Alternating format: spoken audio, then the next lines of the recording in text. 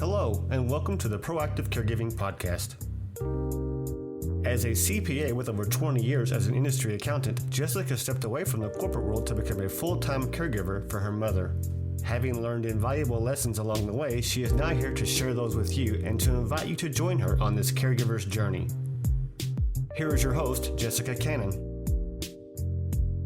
Hello, everybody. I'm glad you're here with me today. I am the Proactive Caregiver, and I specialize in educating others on how to be proactive by empowering you, the caregiver. Because if you cannot take care of yourself, then you cannot take care of your loved one.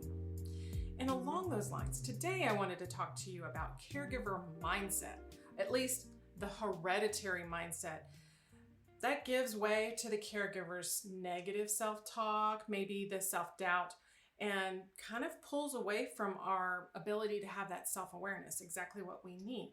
So for me, I personally experienced this because I don't realize I'm doing this until I acknowledge how stressed I am. I wanted to bring this topic up because more recently, I feel like I have hit that proverbial brick wall, the emotional wall, because it has become obvious that mom is now actually living in stage 6. She had a couple years in stage 5 and late stage 5, and now she is definitely in stage 6 of dementia. So even though I was prepared for this through all of my studies and publishing the book, The Proactive Caregiver, and yet when the signs became clear, my heart began to break. So knowing what to expect doesn't stop it from the thoughts from forming. But I noticed too late in this process that my body was starting to feel more fatigued and achy. This feeling, this familiar feeling, unfortunately, just kind of crept in, and I didn't even notice it until I had to admit mom is, yes, in stage 6. I'm committed to help her through this journey all the way to the end of her last breath, but I subconsciously began to fight this darkness instead of still trying to seek out the light. So I did become self-aware more recently that this was happening, that this darkness, this Charlie Brown cloud was looming over me because I had to admit out loud, I'm depressed. Saying this seemed to allow the mind and body collectively connect and release this tension that I now realize started to build from the time that mom actually was diagnosed and the lab results started to come out and show that she was in kidney failure. But even since then, and thank God for hospice, her kidneys have bounced back. And so you would think it was this, yay, but congestive heart failure has started to worsen. So we had this pendulum swing, and that hereditary mindset of mine kicked in. I had this mindset to be strong and forge ahead no matter what. I wanted mom's quality of life to be reflective of something other than how I was reacting to her decline. This is something I grew up with because this is what mom did throughout my adolescence, trying to show the strong face, even if she was falling apart on the inside. This affected me so much that it started to really, the negative self-talk started to affect my goals, my dreams, and my perception, the ability to persevere through this. I really started to feel like I was allowing myself to just shut down and push everything and everyone away, including my time with mom. But no matter how much I was aware of what was happening and what was coming up next and what I need to expect, witnessing this change week by week was something that created this emotional downward spiral. And it's something that I know and I acknowledge is normal. Caregivers go through this and it is expected. But it's something that we kind of forget until we're in it. And then once you're in it, it's like a self-pity party that we have to get out of, but we have to know how to get out of it. So that's why today's guest, I've brought on Kayle Johnson. She is a health and life coach. And instead of fighting the darkness, Kayle Johnson helps teach you to bring you to the light and help support caregivers. Kayle has a degree in human services and has been a professional caregiver for 25 years. From beginning early on, years ago, as a foster parent to caring for her 92-year-old grandmother, Kayle strives to fill in those gaps through health and life coaching in her business to support these types of caregiver needs. She knows what it's like to feel exhausted on a daily basis, burned out, and that loss of identity that we eventually go through while we're caring for our loved ones. Her program is designed to help caregivers with resentment, overwhelm, and exhaustion, among other things, before the caregiver becomes sick themselves, so that we do more than just thrive to get by and exist. We actually live life as it was intended to be. So thank you for coming on with me today, Kayle. I appreciate this more than ever now. Well, thank you so much for having me and for giving me this opportunity to connect with your community. Definitely, because this is something that caregivers, like I said, I know of this, and it's an outside thought until suddenly I'm this person that feels like I'm in a bottle echoing out.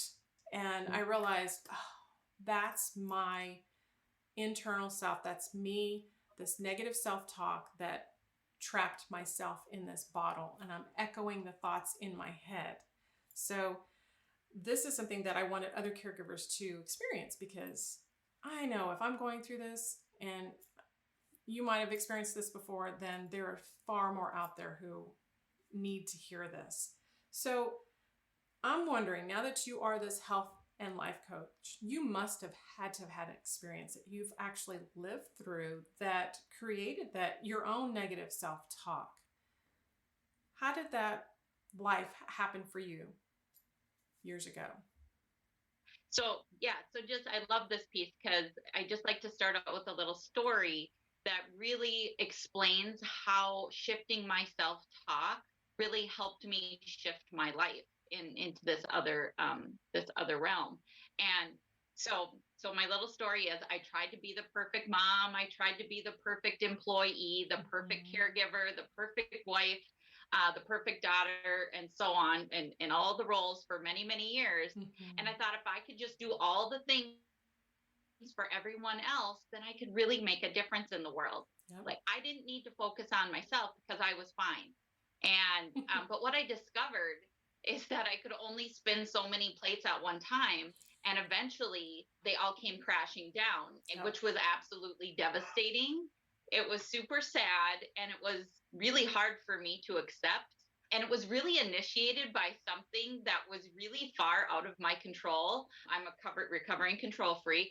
And so really recognizing, and I do see that often in caregivers sometimes, that we're trying to control all of the things. Of course. And I just went through all the thoughts, like, if I could have just tried harder, if I could have just done it better, if I could have been in 10 places at once, and this, I could have really made that difference. And so, I was failing at what I was trying to do, was my message to myself.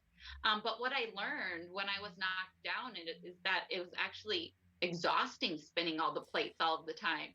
Absolutely. And and what if there was another way? What if there was a way that I hadn't considered before, and a way that would be easier, that didn't leave me feeling exhausted and impatient and run down, actually crabby and judgmental? Like, none of the ways that I wanted to be feeling, and not the person that I even was. So the other place I started to pay attention here was the way I was talking to myself. And it was definitely not supportive. So I tune in, and it really kind of sounded negative, almost like a bully or a critic. So, we teach our kids, not to be a bully, don't criticize, but if we really tune in, what does our own self-talk sound like? And there's no judgment here. It's only to be curious so that we can reframe it. And most self-talk is negative. That's the way our brains are wired, but it's to keep us safe. But we don't always need all those pieces anymore. We aren't Right. being chased by lions and tigers and things like that. So I, like I said, I went through all the, you should have done better, you could have done better. And when I was listening to one of my mentors, when I was having this experience, she explained that negative self-talk in a way that really resonated with me. So I just like to share this little name that I call it, because it brings humor to the experience, and it also is a way to like connect it, like, oh yeah, that is what this is. I can give it a name. I can build awareness around how I'm talking to myself. So I stole this from one of my mentors, but she calls this the itty bitty shitty committee. And so it's just a way to like I said, to just have it be a little bit lighter. But I really had to build awareness around this piece and get control of the conversation that was taking place in my head. Like, Yes. that's what I really needed to do. And I had to get honest about the quality of my thoughts and what they sounded like. And when I checked in, like I said, it sounded like nothing I do is good enough. No one, no matter how hard I try, it's still wrong. I'm exhausted, but if I stop or slow down, I will let someone down. So just recognize if that sounds familiar at all in the caregiving. Yeah. So during this time, I knew I had to change, and I couldn't keep doing all of the things and have the continual itty bitty shitty committee in my head. And I was lucky enough at that time to be guided by someone who was really into self-development. And they suggested that I write an apology letter to myself. And I was like, well, that's really strange. But at this point, what do I have to lose? Like, all the plates came crashing down. I was devastated. I needed to do something different. Yeah. So when I did this exercise, and actually a lot of unworthiness started to come up for me that I was completely unaware of. And for the first time, I was able to start to build awareness around my unworthiness issues, and things started to make sense. And not saying that everybody has the unworthiness issues, but there's something underneath that. Why are we speaking to ourselves this way? And if we can build awareness around that. But like I said, if somebody would have asked me, do you feel worthy? I would have said, absolutely. But my brain was hiding it from me. It was really trying to keep me safe, because that was probably a really hard thing to look at until you're in a really desperate place and you need some answers. Yes. That's kind of where I was at. Definitely. So my letter sounded something like this, like, I'm sorry for denying you happiness when that is what you truly wanted. I am sorry for not giving you appropriate time to heal. I am sorry for not practicing self-care. I'm sorry for saying yes when I really wanted to say no. And I'm sorry for not forgiving you when you made mistakes. And I'm sorry for not listening to my body when it really needed a break, and I just kept pushing on, like you had talked about earlier. Yes. So the magic here is that it was the first step in taking back my life and focusing on myself. And by acknowledging these pieces on paper, like it was just that next level of really getting honest with myself. And I did this and all sorts of other things. But like I said, this was really the first step in taking back my life. And when I started to do this, and many other things, but the shift started to happen where I all of a sudden started to have more time because I was becoming a priority. I all of a sudden had more patience. I was able to show up in the world as who I really wanted to be, with a life I was really proud to share. But I had to uncover that unworthiness issue, because that was the reason why, one of the reasons why I was talking to myself the way I was. And I found out I was sourcing my worthiness through caregiving.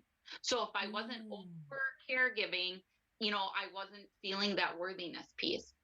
It has a lot to do with my beliefs, and, I got in much deeper, but just to recognize that this is where it started and how that came full circle. And that's why I'm so passionate to share this with so many people, is because I know all of our circumstances are different, right, but they become way less important when we start to work on our inner game and take over that conversation that's taking place in our head because that's where we really start to cultivate self-compassion. Absolutely. I love that you put it that way because I was doing the same thing. And I was using that, just as you said, the sourcing through caregiver, because once you start, like for me, stepping away from the corporate world, once I stepped away from one identity and tried to reclaim another, then when the existing identities start seemingly falling apart, which it really wasn't, for me, I had this, I realized now I have a trigger word. The word can't comes out of my mouth, especially when I'm directing it and it's I can't, whatever it is, especially if that's coming up way more often. I can't. I realize, okay, my body is telling me more so, not so much you can't, but maybe it's time to take a little bit more of a break. Not just physically to rest, because there is the go, go, go, but there's also that mental go, go, go, go. And so I realized when I say that I can't, for me, you might be the recovering control freak, but I'm that recovering perfectionist. And I know, I say it over and over again, there cannot be a perfect caregiving scenario. I cannot be perfect. I cannot help them in a perfect way. But that doesn't stop my mind from trying to make a situation appear or feel perfect. So when it doesn't, my mind goes through this, I'm not good enough if I can't make it perfect. And when I had all of my spinning plates in the air and they all started crashing down, my mind started going through that, you're not good enough. You can't. And I thought, oh my gosh. And so I was tired. I just was exhausted from mentally and physically from trying to push until I thought, I need to just push away from anything and everyone and just really reorganize, refocus, and figure life out and pinpoint what it is that's really making me feel like I can't. What is it that's making me feel like I'm not enough right now? Because I've been doing this for several years and I've had these little ebbs and flows, and it's usually something that's happening now. Now that hindsight, that reflection that I've learned to do, what is it that's happening that's triggering this I can't? And why do you feel like you can't do something when you know, in fact, you can? So in your years of professional caregiving, are you now able to recognize this and see this process in other family members or the person that they're caring for? That family mindset, I guess, that starts to come out with their negative self-talk. Yeah, I can definitely see that it coming out and really recognizing what even stories that we're telling ourselves or stories that we've learned, which have now been created into our belief system. Right. So if that's what we've been shown and if that's what we've been taught, that's definitely what we're going to portray. That's what's going to happen in our lives. But I love sharing this little idea around this piece because it really starts to give people power back over the experience of life that they want to lead, and not just being a victim to their circumstance, because that can happen really quickly. So I definitely signed up for that for many, many years. And all these things would just happen to me and I would have absolutely no control over them because this was my narrative, because bad things happen to me because I like you said, I can't do this. Even though I know I can, just this dialogue in my head. And what would happen to me in particular is I would then be overcome with anxiety and I wouldn't know what to do with that. And I didn't think that there was anything I could do with the anxiety. It would just now control my life. And I would, be a very anxious person, which made me then have no patience and all of the things again. So until one day when I had an experience through working with my coach that it didn't have to be all anxiety and no control, which to me was mind blowing. Like, what do you mean I don't have to experience this anxiety? Which may sound funny. It does even when I say it out loud, but that I had a choice of what I was choosing to think. Yes. And I didn't recognize that, nor do many people that I work with. Many of my clients are not aware that we get a choice of what we think. And we can choose, and then learning, which we'll get into in a minute, but really recognizing what we're thinking is creating our feelings. Right. So if we're feeling crappy or we're in an emotional state that we don't like, if we tune in with what our thoughts are, we can really start to shift that by how can we reframe them to be more empowering or more supportive. And this was just like totally mind blowing to me, because like I said, I was just stuck in this overwhelming anxiety mode, and I didn't think that there was a single thing I could do about it. And so then I would just, be in the victim role because there was nothing else I could do. And really learning to check in with my thoughts when I am having this, feeling that I'm not liking, and recognizing, oh yeah, I'm really thinking a negative story here. I'm really thinking the worst here. And how can I switch this? And so just recognizing that our thoughts create our feelings and our emotions, and then they create our beliefs inside of us. And many of our beliefs, going back to the hereditary, were developed by the time we were 7. So they were very much through our caregivers, what they were giving to us, which we are still taking action from today because they are in our subconscious. So just kind of learning the science behind how our brain works, really giving the control back to the caregiver on there is things that you can do, and that's super exciting. So that's just kind of my piece around that, is I really like to give, connect people back to their personal power, and that's one of the ways. That is, and it's very powerful to see it that way, because growing up with my mother, who before she started living with dementia was bipolar.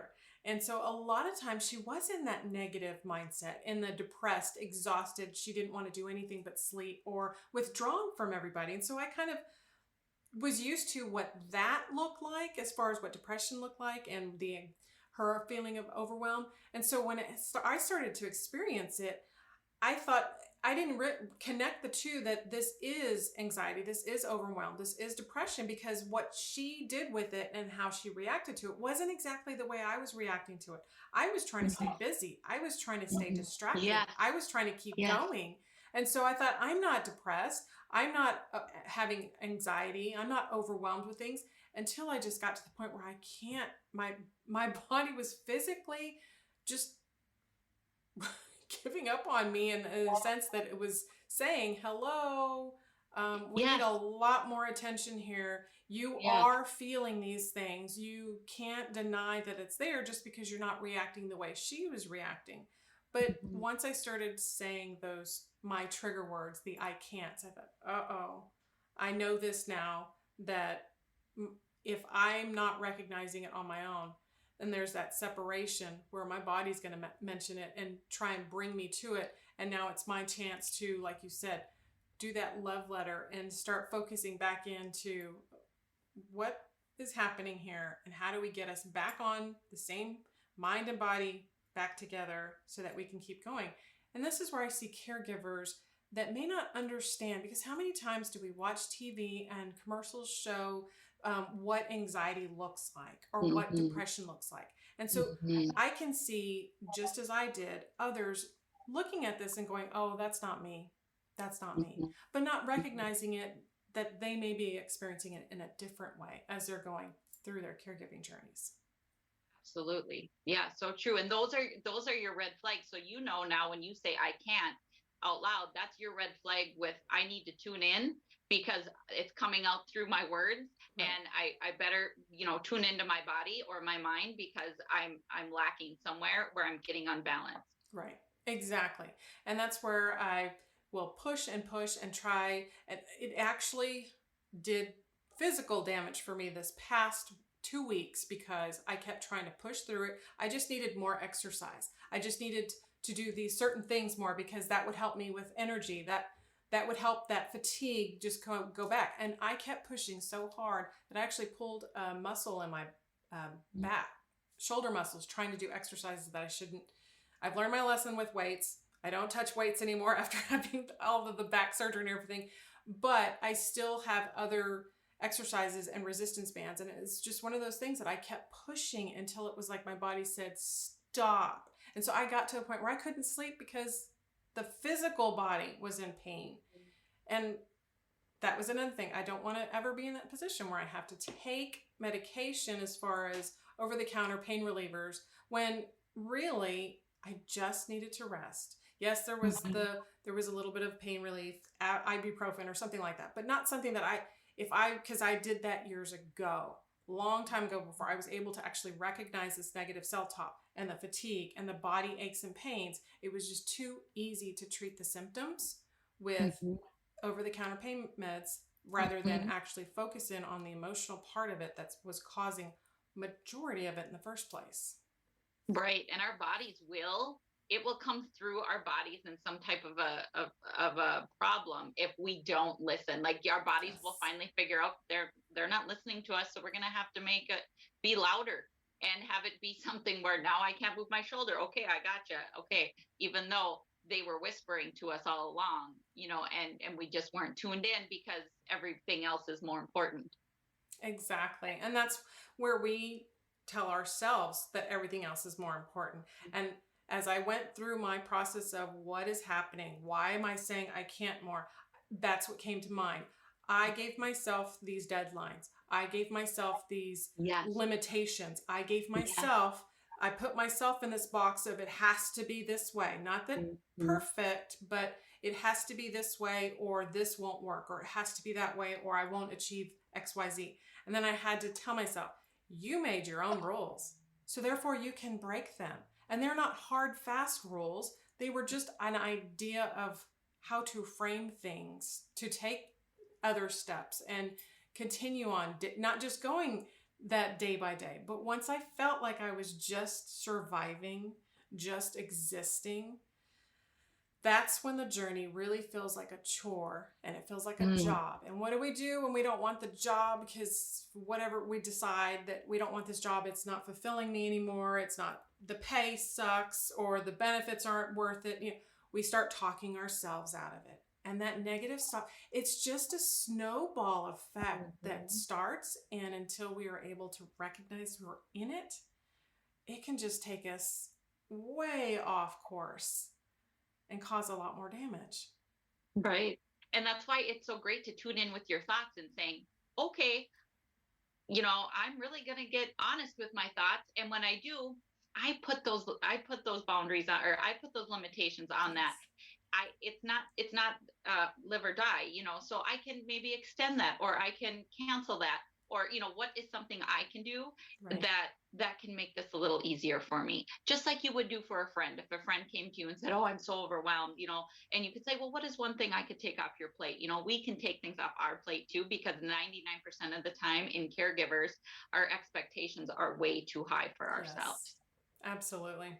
Well, yeah, and that's the one thing that we forget, because when you get in that mode and they're stuck into I have to, and someone's depending on me, so I can't not do this, then we forget that, okay, I can delegate.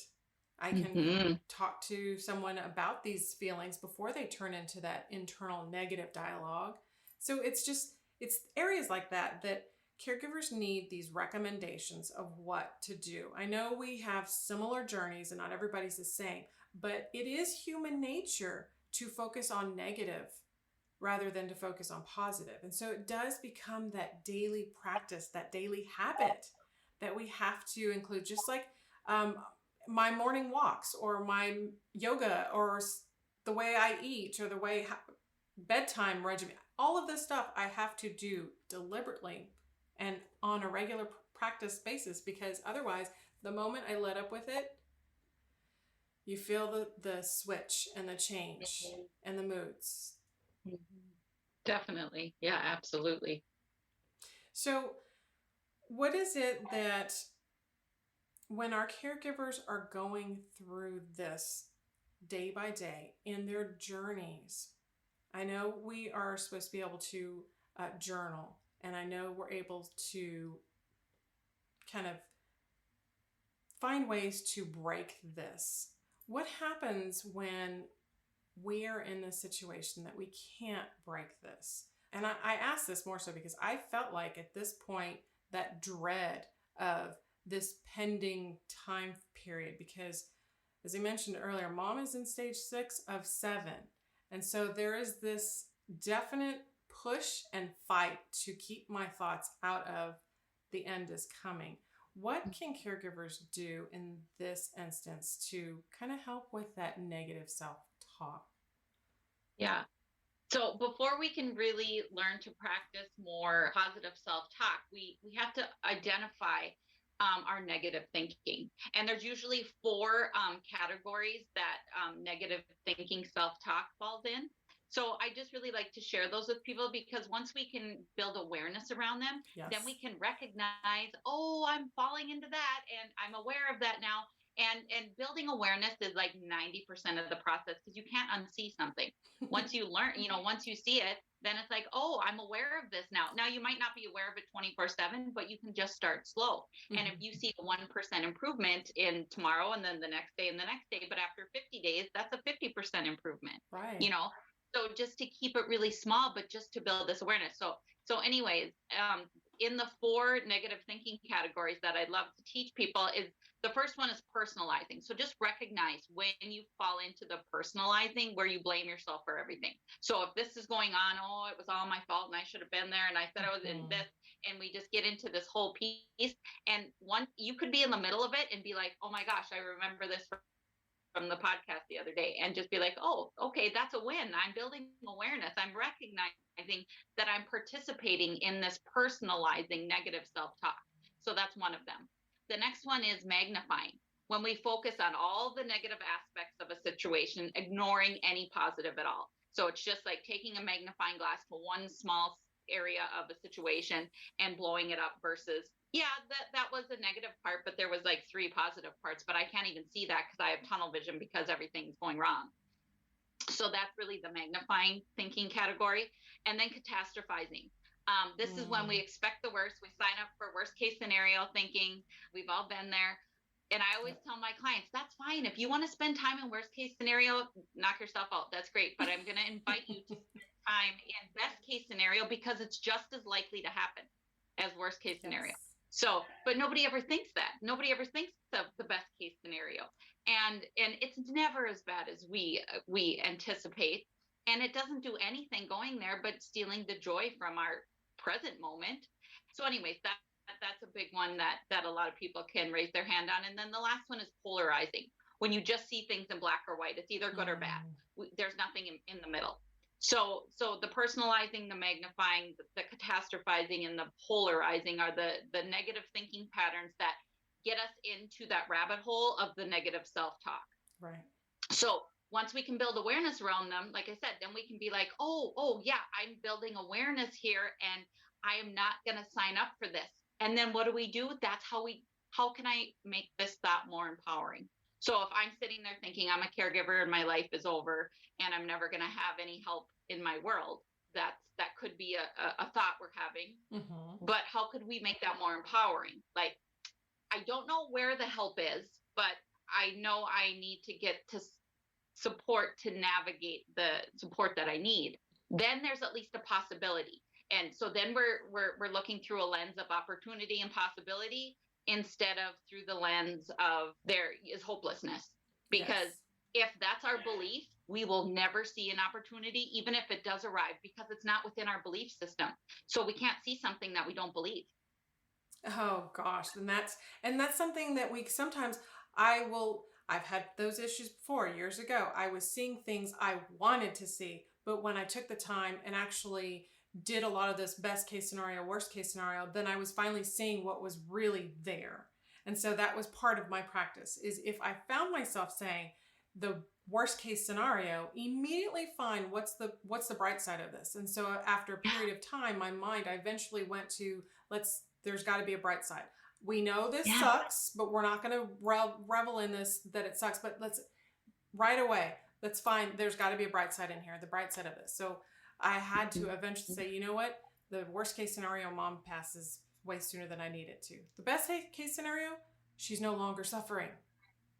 You know, she's no longer in this. Absolutely. Or you got to be there and support her through this whole process so Right. far. And that's a huge celebration. Right. And that's the thing, is looking for those daily celebrations. If I can find at least one small thing that either be grateful for, or something that it's like, yay, I didn't go there, or I didn't have a meltdown, or I didn't I had a wonderful day.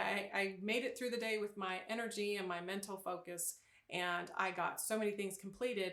And now I'm going to give myself a break as a reward so that we get the Yeah. rest, so that it isn't, I have to keep going to the point that I can't react to life without hitting this negative speed bump in the road. It's, Yeah. you know, because we're always going to have these moments in life, and it is how we react to it. And unfortunately, this human nature to drop into that negative thought process as opposed to being, I mean, and it's not that I have to be the Pollyanna. I don't need to be like, No. oh, I've got the rose-colored glasses on and everything's perfect and nothing's ever going to go wrong. It's what do I do when life takes a little bit of a turn that I wasn't wanting it to go that way, so that I can actually see it the way it's going, instead of like, oh no, this isn't really happening. We're just going to go this other direction and I'm just going to avoid this. Right. Yeah. And that's what I was going to say. Like, it's not all unicorns and rainbows, but life is definitely has a lot of circumstances that are unseen and all of the pieces. But how do we react? Are we reacting or are we responding? Right. So if we can step back and respond in the way that we want to, and yep, that's still a problem, but now I get to choose how I'm responding. Like, if I have a flat tire, I can get really mad and yell and scream and throw my tire iron in the ditch and do all the things, but I still have a flat tire, you exactly. know, and then I've just, you know, used up a bunch of my energy that I was probably going to need to deal with this problem.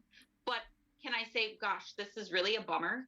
I know I've been taught, or I have AAA, or I can call, you know, what can I do in this moment that would be most supportive of me, instead of not just going back to our initial reaction that's in our subconscious and we don't even think about it. We just go there automatically. So really rewiring our neural pathways is what we're doing. Like you said, it took you a while, but after a while you started to just, when you went to worst case scenario, it brought you right to best case scenario. And so now you were at least on a level playing field and not in the ditch in your mind all the way. Right. And that's where I had to force myself. Yes, but it's being able to support yourself in those moments of, yes, life is challenging. We all are aware of that. But just, it's going to be challenging either way. It can be challenging and be a terrible experience, or it can be challenging and I can support myself and empower myself experience. Yes. And that's the whole point of all of this, empowering the caregiver so they can do what they need to do and feel better than they probably get into this negative self-talk. And yes, if it happens, let's find a way out of it. Let's find a way to go through this journey in a better way. Absolutely. Absolutely. Be able to support yourself with your own thoughts. Yes.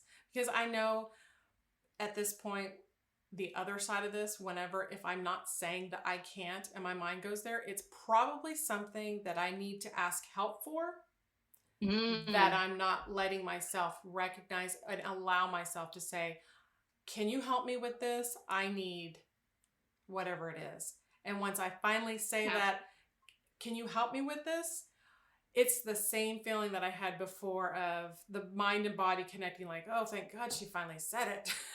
She finally asked for help. Yes, and that's such a great piece that you're bringing up, because that's one of the big things that I work on with caregivers, because I struggled so much myself, was asking for help and even acknowledging that I needed help. Like you said, it's just, oh, well, I'm just avoiding that because it's uncomfortable. Well, why is it uncomfortable? What story are you making it mean if you ask for help? And is that story even true? Like really tuning in and getting honest.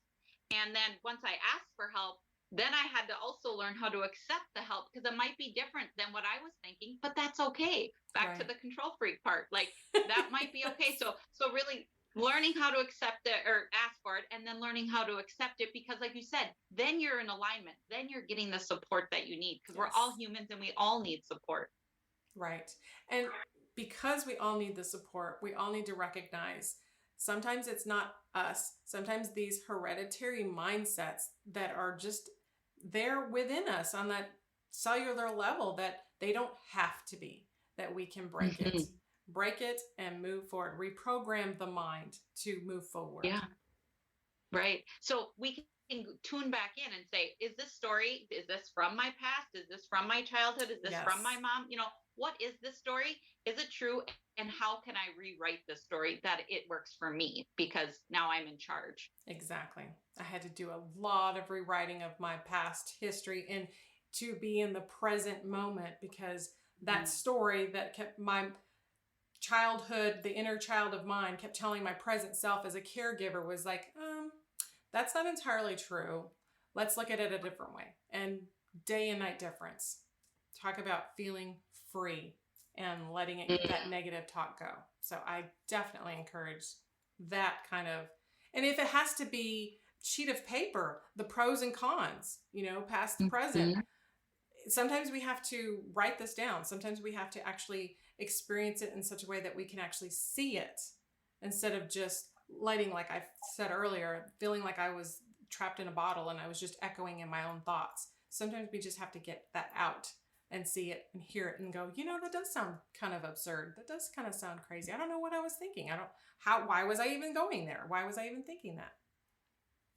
Yeah. And that's so good, because there, for everybody, channels work differently. So journaling is super, super therapeutic for some people, and getting it down on paper, looking at it in black and white, and looking back at them, getting it out of the hamster wheel in our brain. Yes. It can be so valuable.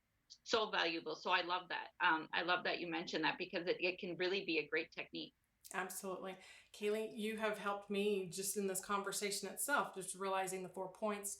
And I'm absolutely going to remember the itty bitty shitty committee, because when I'm in it, and that is the other thing, the laughter, bringing levity to it. Just, it's hard to stay negative when you're laughing, right? So, absolutely. And it just stops that pattern, that negative thinking pattern. It's like, okay, this is lighter now. Where can I go from here? Exactly. And that's the point, is breaking it so we can go from there. So how do our listeners find you if they want to schedule some time to begin their work and going forward? Well, I have a free Facebook group, which is a great place to connect. It's called The Healthy Caregiver.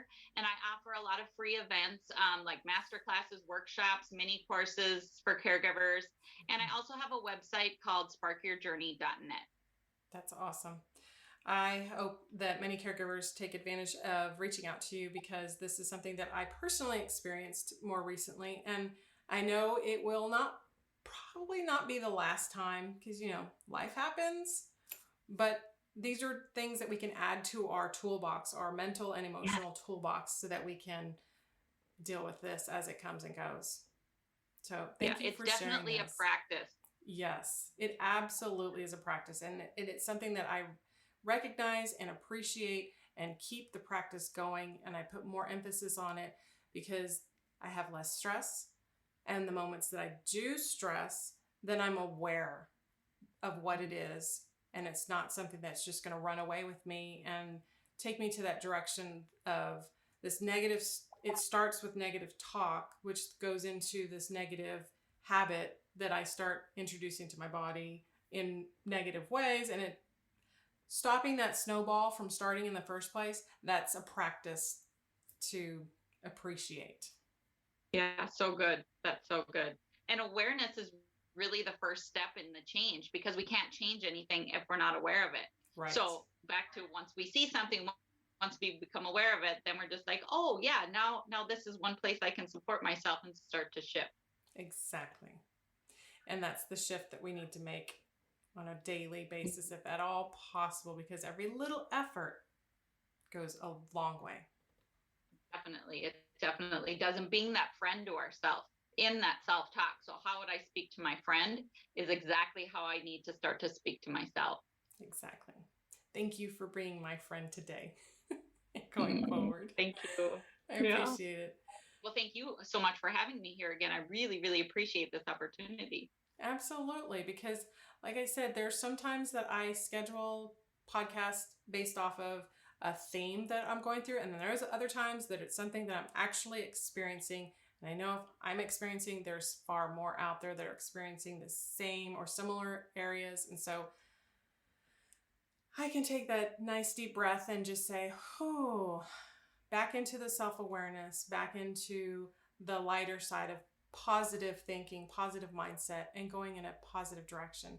but allowing myself that self-love, self-compassion, and not letting myself brew and this pity party that I start. And I know to let it happen every now and again, but not to stay there. Not to stay there.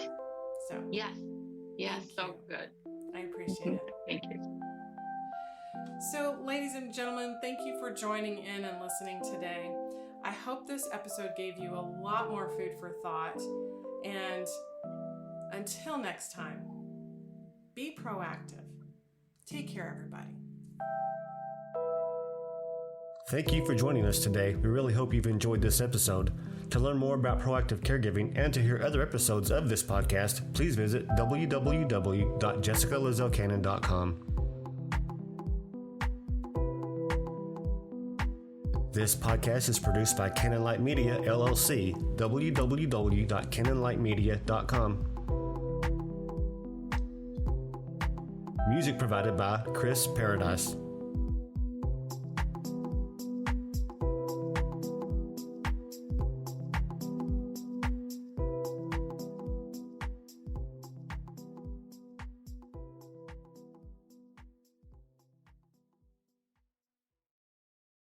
Lucky Land Casino, asking people, what's the weirdest place you've gotten lucky? Lucky? In line at the deli, I guess? Aha, in my dentist's office.